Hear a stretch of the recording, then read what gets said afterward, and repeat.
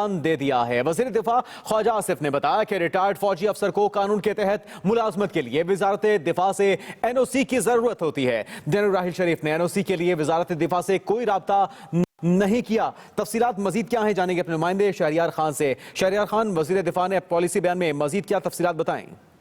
जी, जैसा कि वज़ीर दिफा ने कहा कि NOC की जरूरत होती है और उन्होंने कोई NOC नहीं मांगा था।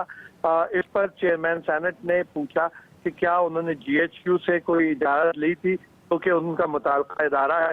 तो उस पर ख्वाजा आसिफ ने बताया कि जनरल राहिल शरीफ ने GHQ से इजाजत नहीं मांगी, वो उम्रे की अदायगी के लिए गए थे और उम्रे की अदायगी के बाद वो वतन वापस पहुंच चुके हैं। और वतन वापसी के बाद उन्होंने वज़ारत दिफा GHQ से अभी तक कोई राब्ता नहीं किया। उनको उन्होंने ये भी नहीं बताया कि उन्हें सऊदी अरब में मुलाजमत की पेशकश हुई है। इसी वजह से मुशीर खारजा सरदार अजीज ने कहा कि अब तक सूरत हाल कुछ वाज़ेह नहीं है, इसलिए वो इस हवाले से कोई बयान नहीं दे रहे। जबकि पीपल्स पार्टी के फरतुल्लाह बाबर ने इस मामले पर कड़ी तनकीद की। उन्होंने कहा पार्लियामेंट के मुश्तरका इजलास की इस हवाले से करारदाद मौजूद है। ठीक, शहरियार, आपसे इस बारे में मजीद तफसीलात भी हम जानेंगे। हमें ज्वाइन किया ब्यूरो चीफ इस्लामाबाद आमिर इलियास राना ने भी। आमिर साहब, ये तो पॉलिसी बयान दे दिया गया कि जनरल राहिल शरीफ की जानिब से NOC के लिए वजारत दिफा से कोई राब्ता नहीं किया गया था, लेकिन हुकूमत पाकिस्तान क्या फैसला करेगी अगर वो NOC के लिए राब्ता करेंगे, उनसे इजाजत तलब करेंगे? देखिए, हुकूमत पाकिस्तान को अपनी खारजा पॉलिसी को मद्देनजर रखना है, क्योंकि ये जब 39 मुल्की अफवाज की बात हुई थी तो यमन का मामला सामने था और वाज़े नजर आ रहा था कि वहाँ पे मुदाखलत चुके हो रही है और सऊदी अरब की और यमन के मामला ठीक नहीं है और ईरान उसके अंदर वाज़े तौर पे एक फ्रीक बना हुआ है यमन की जो बागी फौज है उसके साथ। लेकिन जहाँ तक हरमैन शरीफैन के तहफ़्फ़ुज़ का ताल्लुक था या सऊदी अरब की ज्योग्राफियाई सलामती का, उस पर हुकूमत पाकिस्तान ने मुसल्लह अफवाज ने बड़ा क्लियर कट कहा था कि हम उनके साथ खड़े होंगे, लेकिन हमने अपने ट्रुप्स नहीं भेजे उसमें। तो अब ये जो बातें आई हैं बेसिकली ये इन्हीं के अपने साथियों के जरिए आई, जनरल रिटायर्ड राहिल शरीफ के रिटायर्ड जनरलों के जरिए, जो हमेशा से उनके 3 साल में उनका दिफा करते रहे, क्योंकि उनसे ज्यादा उनकी बयानबाजी यही लोग करते थे कि हमें पता है कि वो क्या करना चाह रहे हैं और फौज क्या करेगी। तो बेहतर तो यही है कि सबसे पहले जनरल राहिल शरीफ खुद अपना कोई बयान जारी करें, किसी स्पोक्समैन जारी करें कि वो क्या करना क्या चाह रहे हैं, क्योंकि तनकीद इतनी ज्यादा हो रही है।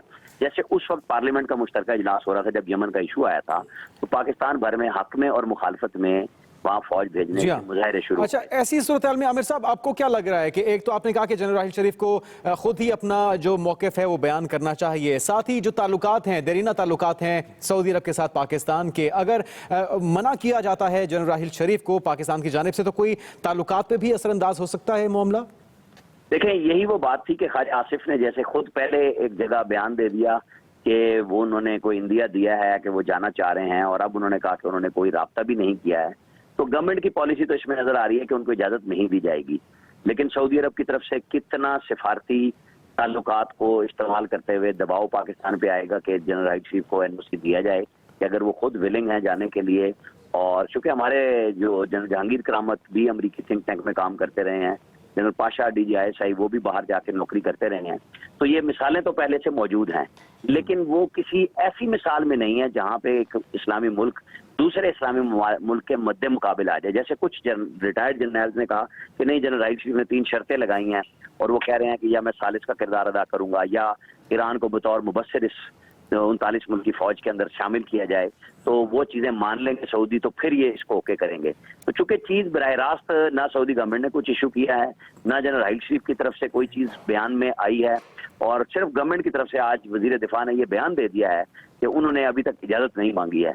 तो अगर वो अपने तौर पे कोई बातचीत कर रहे हैं तो उसमें जब ये कवानीन खुद वजीर दिफा बता रहे हैं कि उन्हें NOC की जरूरत होगी GHQ से भी और वजारत दिफा से, तो खासा मुश्किल हो जाएगा कि ये पब्लिक डिबेट पहले बन गई है। जैसे उस वक्त भी बहरहाल सऊदी गवर्नमेंट ने एक नाराजगी का इजहार किया था कि अगर आपने फौज देनी थी या नहीं देनी थी तो आपको पार्लियामेंट के मुश्तरका इजलास में हमारे बारे में तकारीर कराने की क्या जरूरत थी। तो इशू ये वही चल रहा है।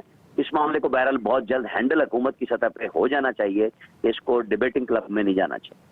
बिल्कुल ठीक। आमिर इलियास राना, ब्यूरो चीफ इस्लामाबाद, शहरियार खान, आप दोनों का बहुत शुक्रिया।